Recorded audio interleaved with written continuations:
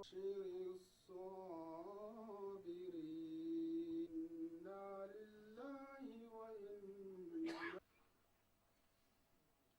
এই সভার সালাম সাহেব এবং বিএনপির সভাপতি সহ আরো অন্যান্য নেতৃবৃন্দ যারা বসেছেন সবাইকে বিএনপির পক্ষ থেকে ধন্যবাদ জানাচ্ছি।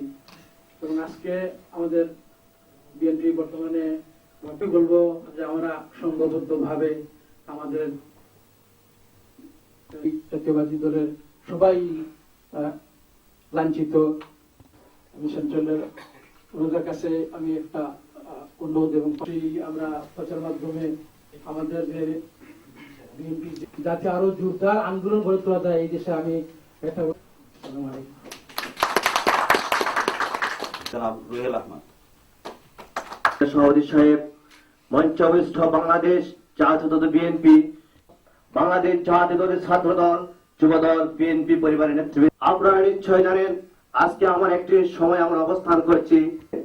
আপনি দেখতে পাবেন সিরিয়ার মতো একটি যুদ্ধ বিধ্বস্তকে আমার মনে হয় না বাংলাদেশের ইতিহাসে আর এমন কোনদিন ইসলামের মূল্যবোধ নিয়ে প্রতিবাদ করে জনগণকে যখন এটা প্রচারিত করে তখন বিএনপির সম্মানিত সভাপতি এবং সহসভাপতি বৃন্দ এবং এদেশের মেইন স্ট্রিমের রাজনীতিতে অনেক নির্বাচিত কাউন্সিলর নাম সুভাষিস, সম্মানিত সুধীবৃন্দ, এখানে মঞ্চে বসছে আজকের অনুষ্ঠানের বিশেষ অতিথি মন্ত্রী আছে আওয়ামী লীগ সরকারের, আওয়ামী লীগ দলের আব্দুল লতিফ সিদ্দিকী এবং রাজউদ্দিন রাজু ছিল পুলিশ বাহিনী।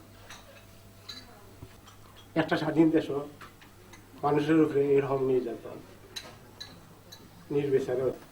উপস্থিত যুক্তরাজ্য বিএনপির সাবেক সহসভাপতি জনাব নুরুল আমিন ময়না বক্তব্য শুরুতেই বাংলাদেশ জাতীয়তাবাদী আবারও ধন্যবাদ জানিয়ে আমি আমার সময়টুকু সম্মান উপস্থিত যুক্তরাজ্য শহীদ জিয়ার আদর্শের সৈনিক ভাইয়েরা বক্তব্যের প্রারম্ভে আমার সালাম ও আন্তরিক মুবারকবাদ গ্রহণ করুন।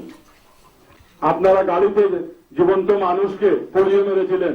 আলিমুল আমাদের সহসভাপতি মিডিয়া ব্যক্তিত্ব জনাব শাহ আখতার হোসেন টুটুল, সকল সাসেক্স বিএনপির নেতৃবৃন্দ, আসসালামু আলাইকুম।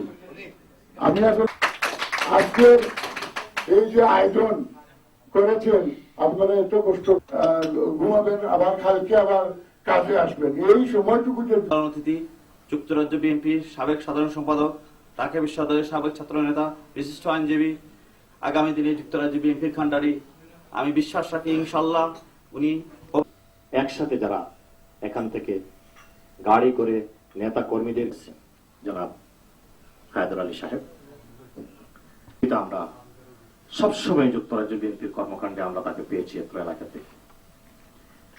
এবং আজকের এই সভায় উপস্থিত আরেকজন বিশেষ অতিথি, আমার এলাকার আমার বড় ভাই, আমার বন্ধু, একজন বিশিষ্ট শিক্ষা অনুরাগী।